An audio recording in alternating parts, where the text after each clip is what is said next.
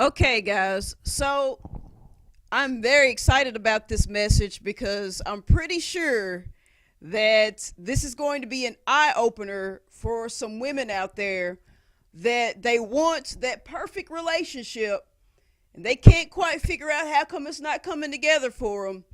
But this is an opportunity for them to see that it could just be them. It's not necessarily everybody else, but it could be them. It could be that they're sending the wrong signals, and it's not so much of what they're doing sometimes it's what they're not doing that they should be doing that's causing problems. But that's what I want to get into. The name of this sermon is going to be called Love Don't Cost a Thing. And yes, it is a reference to the Jennifer Lopez song Love Don't Cost a Thing. So that's where I got the title of this from. But it's a very serious message and it's going to help some people. So for the ladies out there, or if you're somebody who knows somebody that needs this message when you get done listening to it, please share it with them.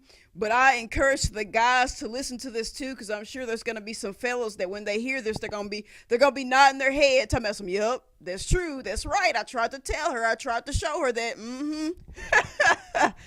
So listen, and it's gonna be awesome. Very excited about this. So now, love don't cost a thing. So check this out. This is part two of a little two-part series I've been doing called Ladies and Gentlemen, and it's just a short series on explaining about how many of us want relationships, but a lot of times we have to step back and let God work on us individually so that we'll be ready for the relationship, because sometimes it's not the relationship itself that's the problem that causes things to fall apart. Sometimes it's that it's us individually, and so we have to work on ourselves to be ready to walk into the relationship so that it'll work. Okay, so part one of this series was called The Hype Man, and it was for the guys. It was talking about things that guys may need to work on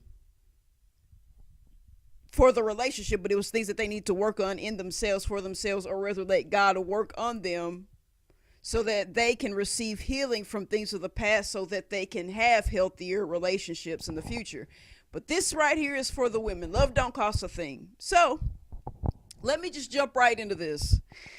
So go with me to Luke. I'm going to just jump right into scripture and then I'm going to explain this. Luke 22, verse 15. Let's look at this one verse real quick.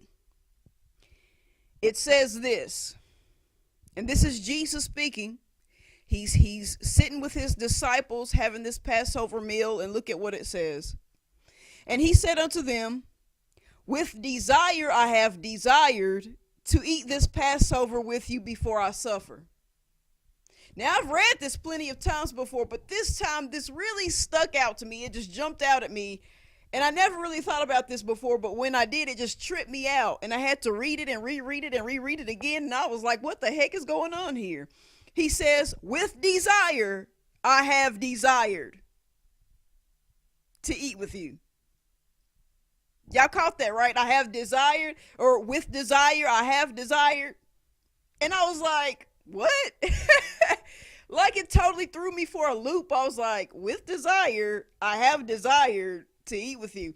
I'm thinking, couldn't Jesus have just said, I have desired to eat with you? Why? With desire, I have desired. It seemed kind of redundant and repetitive. It seemed so unnecessary. With desire, I have desired. Like, well, of course, if you desire something, you desire it with desire. You know what I mean? Like, that's what I'm thinking. And so I really had to sit and just think on it because it was just screaming at me. This text was just like shooting out at me. And I'm like, what is the deal with this? I never thought about this before. What is the deal with this? With desire, I have desire. And what came to me was this. The question that came to me was this. It was, this is weird because wouldn't this be similar to saying, with love, I have loved you? I mean, of course, you love somebody with love. And right then, it all came to me. Right then, what came to me was this. No, actually, sometimes people try to love other people with things instead of love. Sometimes people will try to love you with money. Or in other words, they try to buy your love. Some people try to love you with material things. Sometimes people try to love you, and in return they want to do things like give you opportunity, make you famous, give you a platform. They love you with things and money and opportunity, but they don't necessarily love you with love. And if they don't love you with love, that's not real love. And then it all made sense. He's saying, my desire with you is genuine. I desire with desire. And so we have to love with love. When you really love somebody, when you have a desire towards them, you desire them with desire. And when you really love them, you, with love them. Not with money. Now, I understand sometimes as a woman, if you're wanting a guy, sometimes women want a guy that can be a provider, someone that makes money. In other words, they don't necessarily want what you would call a bum, somebody that just wants to bum off of everybody, somebody that doesn't want to work and they're just lazy. I get that, but that's not what I'm saying. There are some people that, listen, some women that all they want is what's in your pockets. And it's like they're saying, well, I'll give you my love if I can have what's in your money or what's in your pocket or what's in your bank account, what's on your debit credit card. I'll give you my heart if I can ride in your car because it's a nice, expensive vehicle. Luxury car. I'll give you my heart, the key to my heart, if you can get me in that particular dress right there. Because it costs a lot of money and I want to show off. But when it comes to real love, your love can't cost a thing. And now you get why this is called Love Don't Cost a Thing. So, for some of you, this is your problem. And I know there are some people listening who you know that this is you, but you're tempted to just turn off this message because you don't want any correction. You don't want to hear this. You're stuck in your ways and you've decided, no, I'm just going to be the type of woman that it's got to be all about their money. And if they're broke, then they ain't going to get my love. They're just a scrub. And that's another song we finna talk about later in this message, but I'm going to save it. Hold on. We gonna get to it, though. We going to get to it. We going to get to that song, Scrub. We going to get to that song, No Scrubs. But we just hold still. We gonna get there. I promise.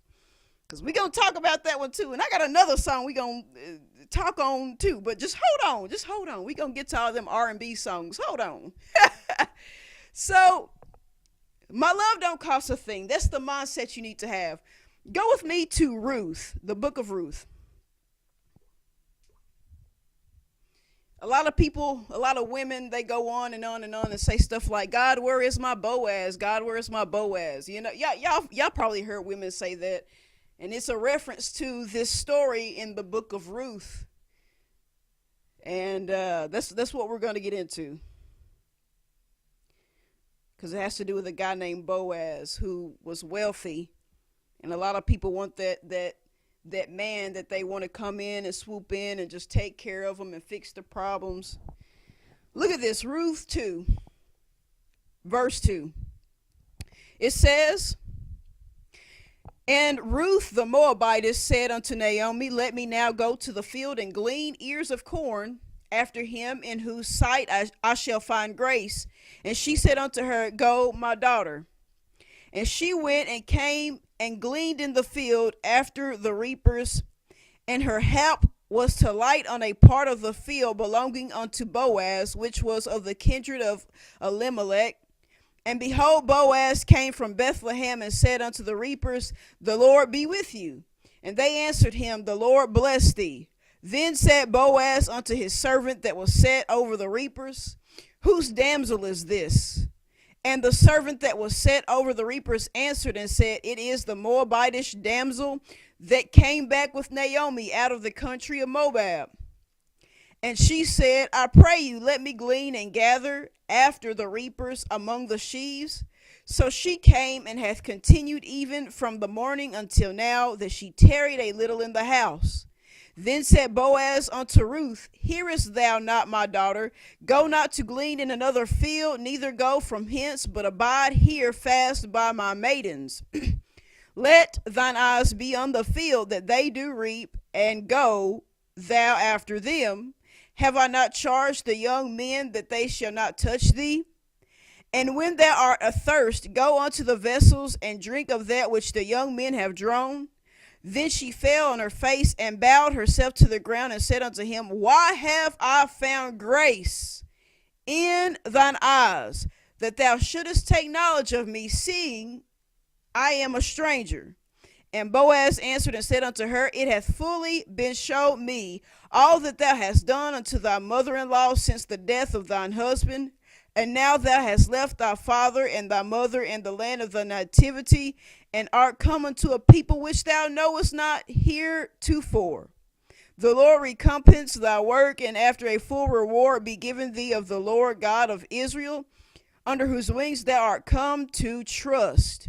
Then she said, Let me find favor in thy sight, my Lord, for thou hast comforted me, and for that thou hast spoken friendly unto thine handmaid, thou I be not like unto one of the handmaids. And Boaz said unto her, At mealtime come thou hither, and eat of the bread, and dip thy morsel in the vinegar. And she sat beside the reapers, and he reached and parched corn, and she did eat, and was sufficed, and left. And when she was risen up to glean, Boaz commanded his young men, saying, Let her glean, even among the sheaves, and reproach her not, and let fall also some of the handfuls of purpose for her, and leave them, that she may glean them, and rebuke her not. I'll just stop there. What we see here is a story of a woman named Ruth from the place of Moab, and she was married to this man, but she lost her husband. And her mother-in-law, Naomi, she decides to leave and go back to her homeland. And Ruth decides that she wants to go with her. So Ruth leaves with Naomi to go to this new land, to be around people that she doesn't really know them, doesn't really know all their customs so well. But she leaves and she goes with her. So she's leaving her homeland. She's starting on this new venture. And she's got this humbleness about her. And she wants to help out this woman who is technically not really her mother-in-law anymore, but still looks up to her as a mother figure, I guess you could say. So they're in this land that's not new to Naomi, but new to Ruth. And she decides to go and glean corn, and she's providing for herself and her mother-in-law. So she goes to this field to pick corn and pick a harvest from this field, and she's going in behind a lot of these male harvesters, these men harvesters, and she's just going in behind them and just getting what she can. And she does it all day long, and she doesn't complain about it. She's doing her thing. She's hustling. So she's doing her thing, and Boaz gets her attention, or she gets Boaz's attention without really even trying. Boaz notices her. He's asking people questions about her, and they tell him who she is. Oh, she's here with Naomi, and she traveled here, and she's a stranger in this land, but she's doing her thing. And Boaz is really impressed, and he's been keeping an eye out on her, and he's intrigued by her. And so he talks with her, and he's talking about how, if she wants to eat, she can eat. If she wants something to drink, get something to drink from these vessels of water that the men have drawn. He's making her feel welcome. And she's so humble about it. And she's like, well, what have I done to receive such grace in your sight? She's not arrogant about it. She's so thankful about it. And it gets to a point where, Boaz, when she's not around, Boaz talks to some of the guys, and he's like, look, when you guys are out there gleaning in the field, I want you guys to purposely leave some handfuls here and there of what you gather up behind, so that she can come in behind you and pick even more up than what she was planning on receiving. I want you to leave some behind for her on purpose. Just kind of make it look like, it's on accident, but do it on purpose and just leave some handfuls behind for her. So it's like she's getting a little bit of special treatment and she doesn't even know it. He's working some stuff out behind the scenes for her. He's shown favor to her. What am I getting at here? First off, there's something for some of you to get out of this, other than just the fact that he was a wealthy man who owned a field that could later go on to marry Ruth. That's what you're looking at. You're thinking you're the Ruth and you want that Boaz, but look at this. First thing is she made herself available. Availability. For some of you, you make it hard for the right guy to have availability to you, to have access to you. There are some of you that the right guy has come along, but you're purposely making it hard. It's like you're playing hard to get, and you're purposely pushing back and pushing back. And it's not really that you're rejecting, but it's like you're showing types of rejection to try to see how much he'll jump through hoops and how long he'll jump through hoops for. And what you do is you do a bunch of strange stuff that, whether you realize it or not, is sending mixed signals, mixed messages, and he's not quite sure what to think. For example, maybe you give him your number, but when he tries to chat with you, you don't call or text back. Or he has given you his number, but you won't call or text him.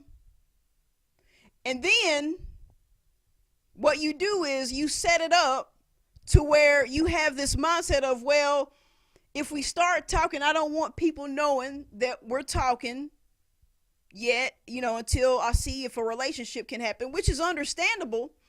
But what you do is, not only do you make it hard for him to have availability to you, but what you do is, when you are in a place or position where he is available to you, you're never by yourself when you're around. You're always with people, with friends or co-workers or family members or associates or whatever, but you always stay with somebody. And so when you come around, you get butthurt if he doesn't approach you, but you've already shown him signs that you don't want him to talk to you when you're around people, because you don't want anybody to know y'all are talking. So if you are never alone and you never make yourself visible to him or give him access to you while you're alone, he can't talk to you. He might see you, but all he can do is look from a distance, because you made it clear you don't want to be really seen with him yet. So you won't call or text. You won't write a letter.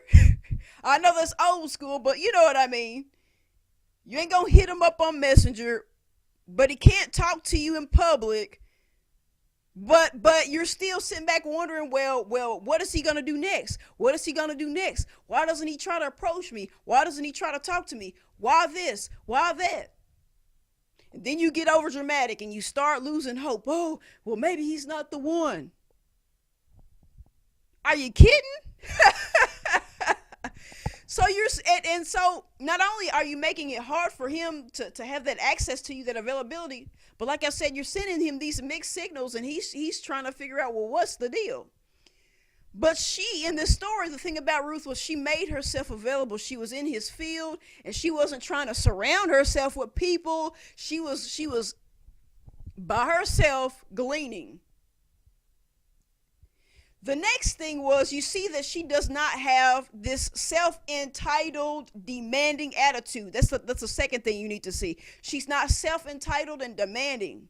Like I said, when he's talking to her, because she's made herself available and they're talking, and he's saying all this stuff to her, this nice stuff, and she, instead of having this attitude like, why are you talking to me, da da da, she's like, what have I done to find such a grace in your sight? She's showing appreciation.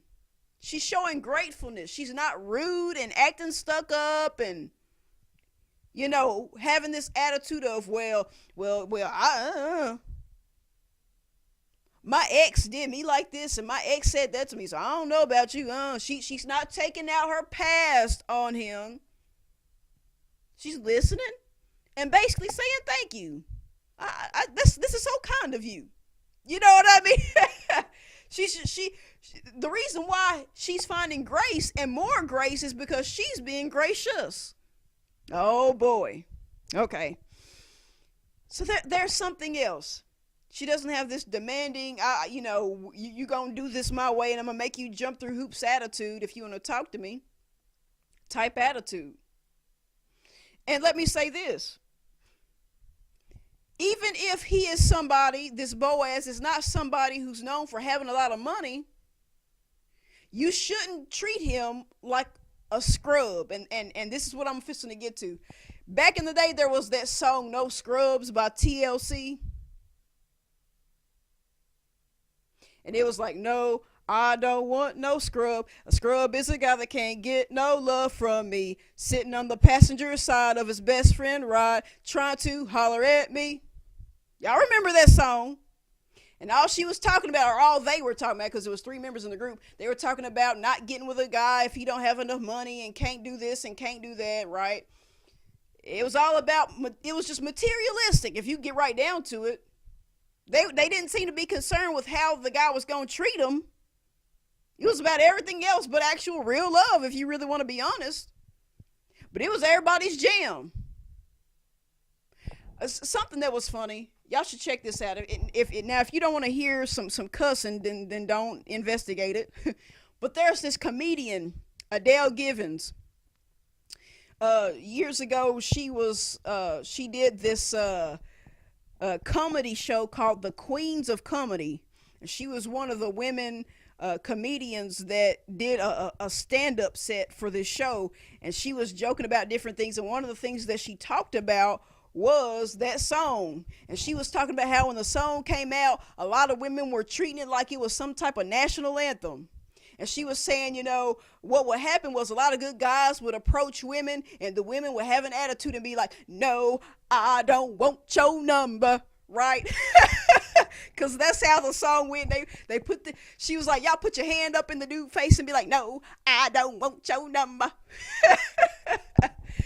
But she was right, and she was like, see, some of y'all are going to miss out on your man with that bull crap right there. And it's true, and some women right now are missing out on their Boaz right now because of that attitude. It's true. So anyway, and you might be thinking, well, wait a minute. If they're a Boaz, they wouldn't appear as a scrub. They would appear to have money. But what if, because see, here's the thing you got to think about.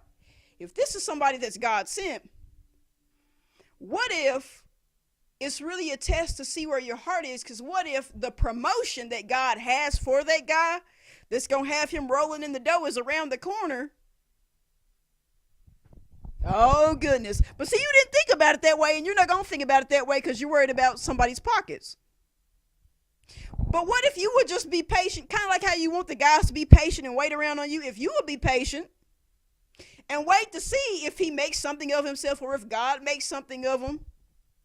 But see, you don't want to wait for that. But you want everybody to wait for you. But you don't. Oh, I'm sorry. But you never stop to think about it. And don't get me started on Destiny's Child song, bills. Can you pay my bills? Can't pay my telephone bills. Can't pay my automobile bills. I think we need to chill. What? Just right off the bat, y'all ain't even really in a relationship. He just wants to talk and get to know you. And right off the bat, you want him to pay for everything? What is this? And before I move on to the third thing you need to see in this, other than the availability and not having the self-entitledness, here's one more thing that I wanted to say, that I wanted to point out with the whole scrubs thing. Some of you take advice from somebody, like maybe a friend, for example. You may have talked to a friend or somebody about some guy that's probably been approaching you. And they may say stuff like, well, he's a scrub because, they might not have their own car yet or something like that, right? And they're telling you, oh, you might have to drive him around. That's not very romantic. He should be driving you around. And if he's going to drive you around, he's got to drive your car, blah, blah, blah, blah, blah, blah, blah, right? But the crazy thing is, you might have somebody in your life telling you that, and it might be a woman. And here's the thing. If you think back, what if that woman or some of those women telling you this stuff, pumping this in your head, if you look back, was there a time that they were dating a guy that didn't have a vehicle yet? See, some of y'all are listening to this advice from people who really are contradicting themselves. They're telling you, oh, he ain't got his own ride. But back in the day, they were dating dudes that didn't have a ride. They didn't have a problem driving them around. They were just excited to go on a date, weren't they?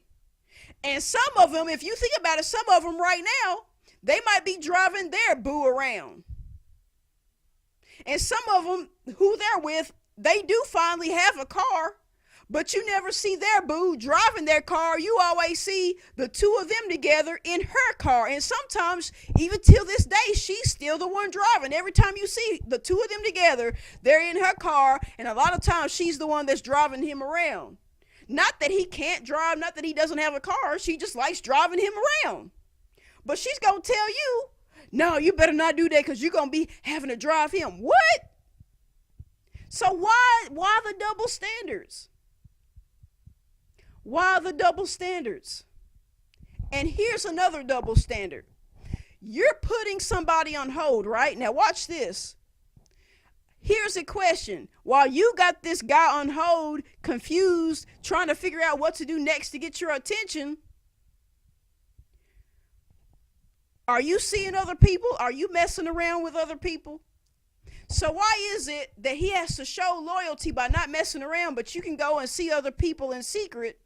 Why such a double standard? Well, somebody hurt me. They cheated on me. Okay, so you're what is this?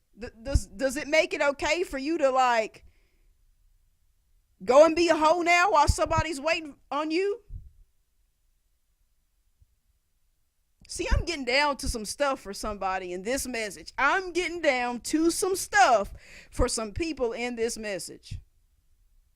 Oh, man. Okay.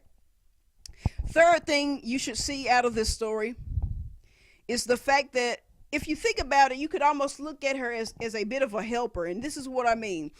Something I realized about this story is that it's similar or I guess you could say it has a correlation to the Adam and Eve story in a way, because you got Boaz who has a field and you have Ruth gleaning in it.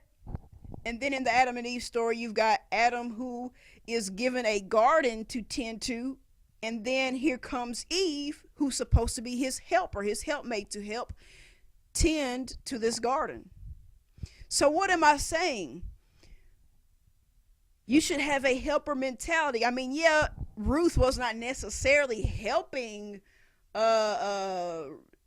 Boaz the way that Eve was helping Adam, but she was helping somebody. She was helping Naomi, who is her mother-in-law, but not necessarily anymore, but she still treats her as such. So she still has a helper mentality, a helper mindset. In other words, it's not just about what she can get. She also wants to give a little bit too.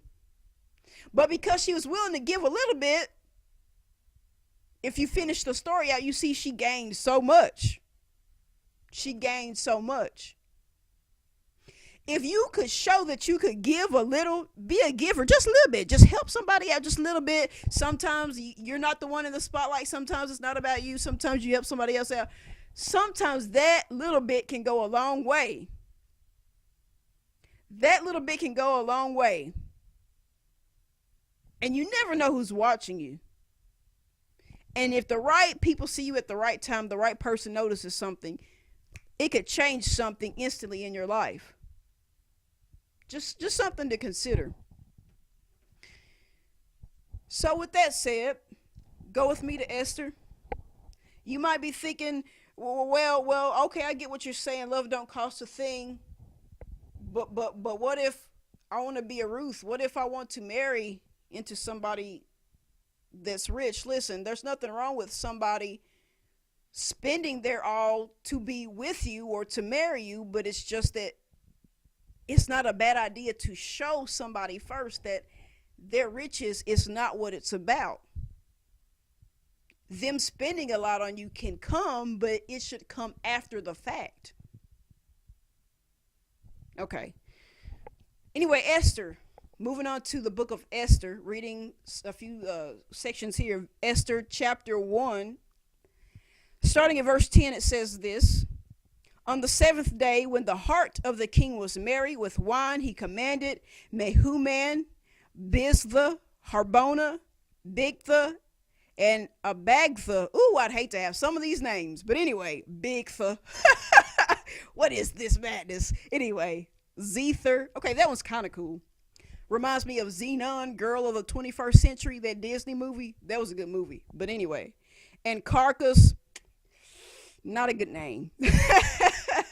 Makes you sound like a dead body, a carcass. But anyway. The 7 chamberlains that served in the presence of Ahasuerus, or Ahasuerus, some people pronounce, the king, to bring Vashti the queen before the king with the crown royal, to show the people and the princes her beauty, for she was fair to look on. But the queen Vashti refused to come at the king's commandment by her chamberlains. Therefore was the king very wroth, and his anger burned in him. So we see this text, and I encourage you to read a lot of the verses before what I read. Look through this particular chapter. It's very interesting. This is a king. This king, man, his palace is off the chain. It's beautiful. Like I said, if you read more, you'll see it. I didn't go into it for the sake of time, but he's one who likes to show off. He's got everything decorated, and it's beautiful, and it's colorful, and he likes to have these festivals, these little parties and get-togethers where people come and check stuff out, and they eat and drink and be merry and have a good time. And he's elaborate, boy. He just got it going on, and he has this beautiful wife named Vashti. And so, of course, if she's married to him, she's the queen. And the king, he's in a good mood. He's all merry, and he's like, you know what? He tells his servants, the chamberlains, he's like, you know what? Go and get my queen out of her, her dwelling place, out of her room where she's hanging at. Go get her and have her just come and get the crown and get dressed up. And I just want to show her off. I just want to show off her beauty. He's just in a good mood, and he's fixing to show her off, take the spotlight off him, put it on her for just a moment. Woo, right? And she says no. She refused to come at his command. No. Like she's got something to do. She's the queen, You know what I mean? She's supposed to, if you're going to be the queen, you come at the king's command. And it's not like the king is asking her to do something ridiculous. He's wanting to show her off. This is her moment. And she, no, I don't feel like it, whatever. What? And a lot of people question, why would she do this? And in my personal opinion, I think maybe she took it for granted. You know how you get used to something and you take it for granted? Maybe she's so used to being looked at as beautiful or called beautiful by people that when big moments come, she just blows them off, and she's just like, oh, whatever. I don't feel like it. I don't want to do that. Whatever. And gives an attitude to the one who is putting her in these positions. She's the queen because she's married to the king. That's how it goes. But she just brushes him off like whatever. And honestly, for some of you, that's the attitude that you have. You have this queen mindset. I'm a queen. You grew up with people telling you you're a princess. Now that you're an adult, you're a queen. You deserve to be treated like this. You deserve to be treated like that. You got to wait on your king. He's got to treat you like a queen. And now you just got this beauty queen complex about yourself. So you know what I mean? Not that it's wrong to have confidence, but you've just been so pumped up, right? And you got a king that's trying to be good to you now for once, and you just brush him off. Like whatever. Because you've got this whatever attitude. You've got this, really you need me to shine attitude. But no, he's the king. He don't need you. He can go find some other good looking woman if he wants to. But you just got it in you that you're just the best of the best of the best of the best of the best. And people are just a waste of time sometimes. Whatever. I don't have time for this. I'm going to go get a tan. I don't have time for this. Come on. Oh, well, I'm hitting on some stuff for some people in this message. This. I knew I was going to enjoy this one. I enjoyed part 1, but I knew this one. I knew part 2 was going to be real good. I knew it was going to be good. I knew it was going to be fun. But I feel like she just had this arrogance about her, and she took it for granted. And so the people are in an uproar. The king is mad. He's offended. He's appalled. And the people under the king, they're discussing this, and they're like, this isn't good, not just for the king. Not only does it make this kingdom look bad for a queen to be disrespecting the king so openly like this, but it's bad for our community, because people in our living range, they're going to see this, and there are going to be women that take to this and have this mindset that it's okay to disrespect their husbands in such a way, because they're going to think if the queen can do it and get away with it, I can just blow anybody else off, and I can just brush my husband off anytime, whenever I get ready, and just do whatever I want to do. So this is not good for us or the community as well. This is not going to be good. So they have this discussion about it, and people are trying to figure out what to do. And this is the solution. Look, skipping down to verse 19. Last few verses I'm going to read, 19, 20, 21. In this text, in this story, it says this: if it please the king, let there go a royal command from him, and let it be written among the laws of the Persians and the Medes, that it be not altered, that Vashti come no more before King Ahasuerus, and let the king give her royal estate unto another that is better than she. And when the king's decree which he shall make shall be published throughout all his empire, for it is great, all the wives shall give to their husbands honor, both to great and small. And the saying pleased the king and the princess, and the king did according to the word of Memucan. So somebody has the idea, you know what, king, this is what you should do. Just dismiss her. Dismiss her. She's trying to dismiss you. No, dismiss her. And put a decree out, put word out through all the land, through all the provinces, that she's being put away with, and that you're going to open an opportunity, open an invitation to other women to spend time with you, so that you can find a new queen. And when this happens, it will cause many of the women to respect their husbands more. And it's going to be a big thing. It's going to be a big thing. It's going to draw a lot of attention. And the king is pleased with this idea, so he goes along with it. What I'm saying to you is this: just like how you got people talking in your ear and saying, well, that's a scrub. Can he pay your bills? While you got all these people ruining this for you, and for some of you, it's not really other people. It's just the voices in your head telling you this, but whatever. While all this is going on, you don't think that this Boaz or this king, or however you want to look at him, you don't think this guy has people talking to him about what he should do, wanting to give him advice? Just like how you got people supposedly looking out for you, you don't think somebody might not be looking out for him in his best interest? You don't think people are saying, well, it sounds like she don't care. It sounds like she's disrespectful. It sounds like this. It sounds like that. You should dismiss her while she trying to dismiss you, to see if you going to squirm, to see what you going to do next. Dismiss her, and just, she's not the only one. There's a lot of other women out there that would just love to have a chance with you, and you know it. Don't waste your time, and do it. Go fast and open your heart up to somebody else, because when you do, it's gonna make headwaves.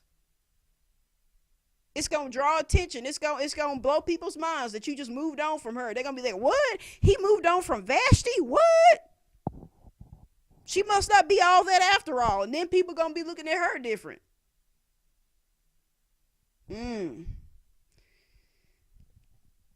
Something you need to think about. Something you need to think about. The attitude is not cutting it for you.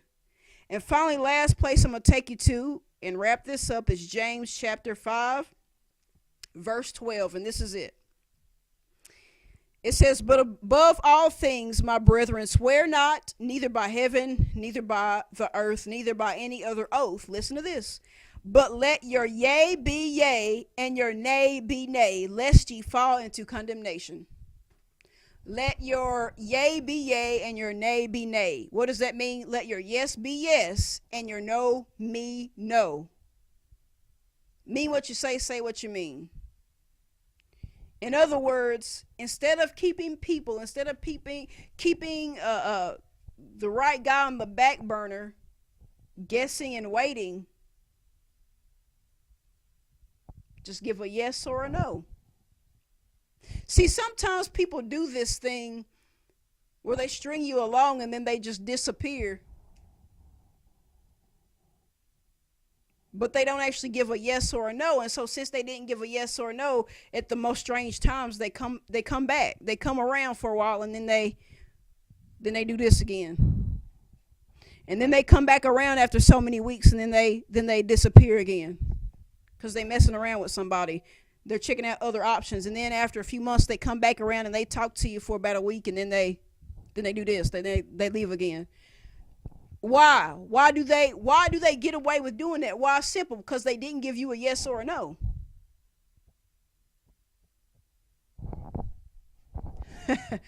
Oh boy. They didn't give you a yes or a no. They didn't give you a solid answer to whether or not they want to simply get to know you or try to date you or start a relationship or wherever it is that y'all left off at in the conversation.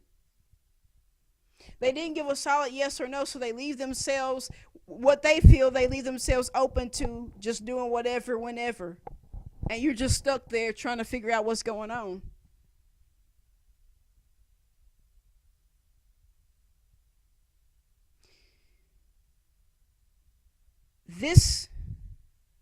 This is the type of stuff that some women are getting away with. And this right here, this whole yes, not giving a solid yes or no, actually this is something that people in general are getting away with. And this is why I said it's important for everybody to hear this, even though it's specifically targeted to the women, because there's something that we can all get out of this. So guys, this is definitely something you can get out of this too, because this is something that guys and women are doing. This whole keeping somebody hanging by a string, waiting, trying to figure out what your answer is. And so I'm putting it out there that a lot of times when they're doing this, for some, that's why they can't give you a solid answer. It's not that they're not sure. It's not that they're not really ready to give the answer. For some of them, they're really just trying to have their cake and eat it too. But they're trying to make you feel like you can't have your cake and eat it too. So they'll get offended if they think you're moving on or if you're talking to somebody else. But they can go and talk to other people. They can go and mess around with other people. They can go and flirt with other people. They can go on dates.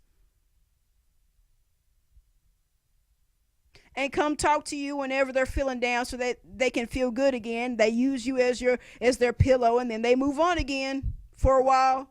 And they know they can come and go because they didn't say yes or no, yes or no. So, for those listening, for the ladies,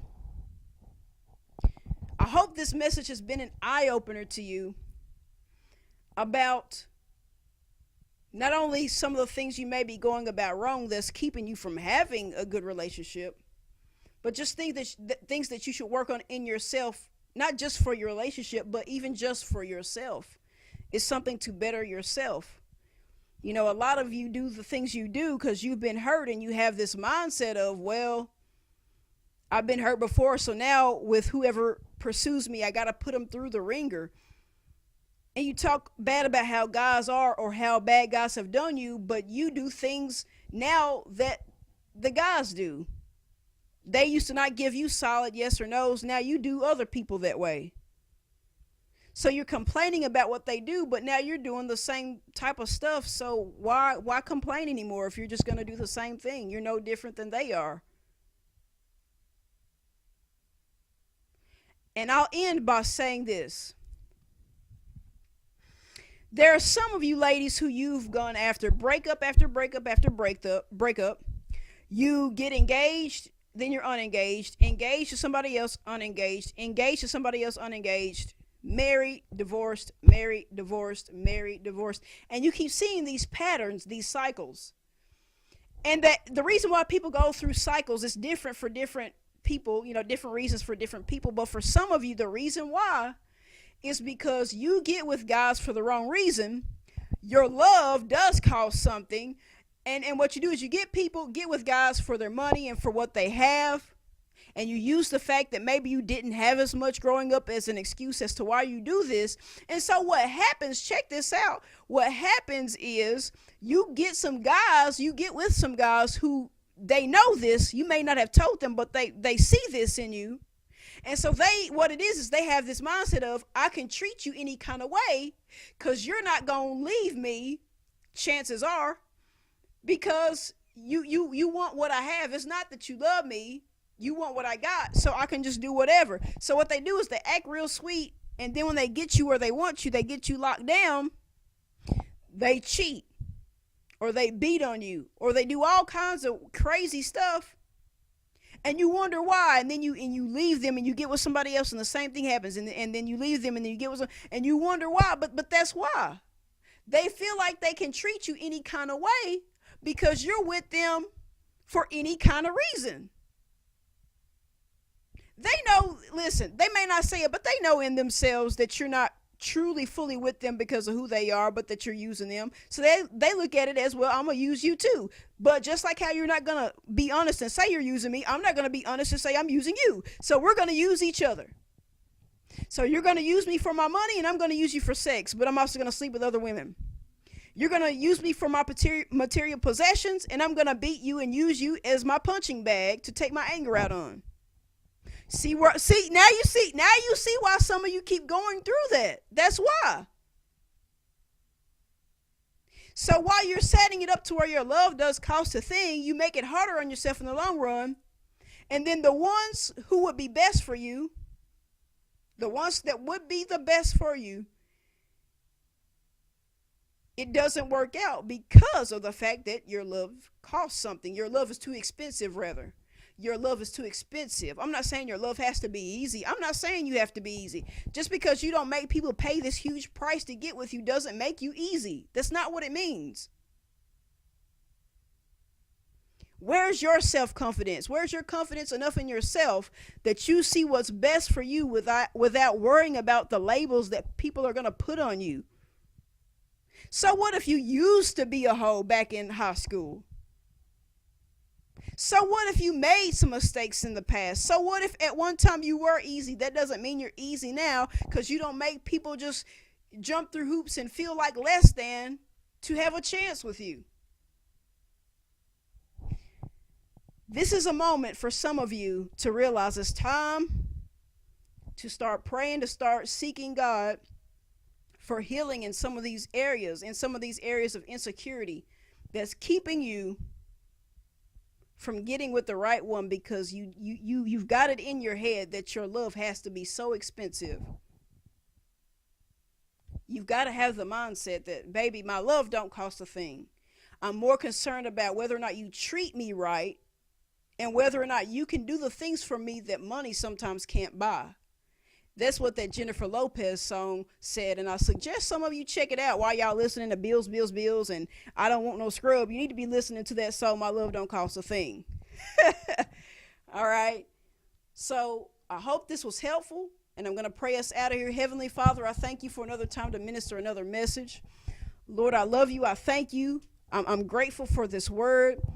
Lord, I'm hoping and believing that people, not just women, but all people in general, tune in for this message, but that the women who really need this, that not only do they tune in, but that they don't tune out when they see what the message is about, but that they continue to listen, that they continue to get fed, that they continue to get a little bit of a reality check, and that they would begin to receive some healing, that the healing process for them of whatever issues and insecurities are going on in their hearts, that they will begin the healing process right when they dig into this message, and that after this message that they will begin to pray and begin to seek you and begin to look at their lives different and look at their love lives different and look at the patterns that has caused these cycles in the past, and that they would have an eye-opening moment where their perception changes and they see themselves different and they see men or whoever they're pursuing differently, so that they can get what it is that they desire the most. Lord, you will give us the desires of our hearts, but it is important for us to seek you and your righteousness first, and then things will become added unto us. Lord, I give you the praise, the glory, and the honor. In Jesus' name I pray. Amen.